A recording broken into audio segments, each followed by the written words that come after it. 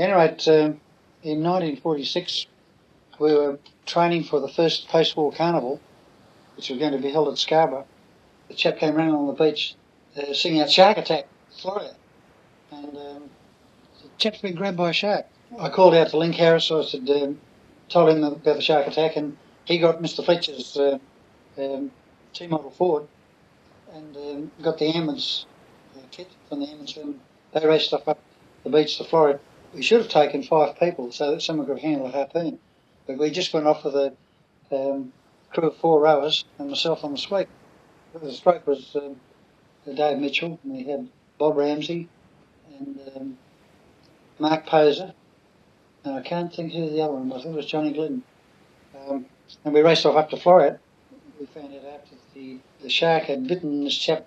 He was an 18-year-old seaman on leave, and shark had come in. It was a 12 to 14-foot blue whaler, or Marco shark, which the next worst shark. The shark attacks to the white pointer, and along with the hammerhead. Anyway, apparently grabbed his ankle, and then he sang out "shark," and the 2 chaps alongside him, they were only in about 4 foot of water. They grabbed his arms and sort of pulled him off the shark, and then the shark came in and grabbed this chap's calf muscle, and then it bit him above the knee the 3rd time, and they managed to pull him away from the shark. But it had the 3 goes at him, and eventually he did lose his leg by the knee. And in the meantime, as we approached the beach, the shark came straight towards the boat on the surface. He came straight at the boat, and we could see he was really big, and he was about 25 or 30 inches long. He was really fat.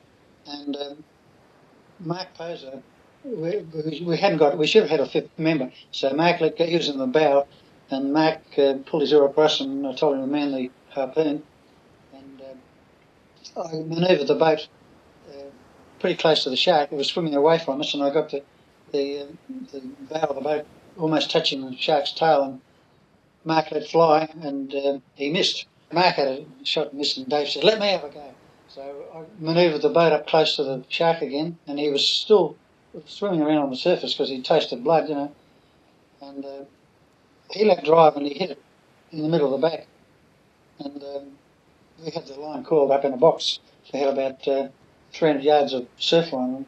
Anyway, he let fly and hit it in the middle of the back, and it dived, and the line was going out, and all of a sudden it tangled on the front, the bow rollock, and it pulled the boat over sideways, and we shipped a lot of water, and the shark rolled on the bottom and bent the harpoon at right angles, and it pulled out because he'd come to the end of the free line, and that sort of we must have nearly half full of water as the boat got pulled over by the weight of the shark. I manoeuvred the boat up so it was just touching the shark's tail again, and Dave let it fly again, and the shark turned tail and grabbed the bow of the boat in its teeth and sort of shook the boat, and Dave fell out on top of the shark, and he dived under the bow and came up the other side, and he reckons he never got wet. And anyway, because the shark had been harpooned twice at this stage, and the harpoon was still in its back, and it came flying down the side of the boat, and it knocked all the oars out of the boat. It was thrashing, got jammed on this quarter bar, and all I could see was this big row of teeth and this mouth snapping at me, and the next minute I'm up the bow of the boat. I noticed that these teeth were still, the 2 teeth stuck in the bow of the boat. So I pulled them out with a pair of pliers, and they were later identified blue whaler, Marco shark. That was the story of the shark attack. That was in 1946.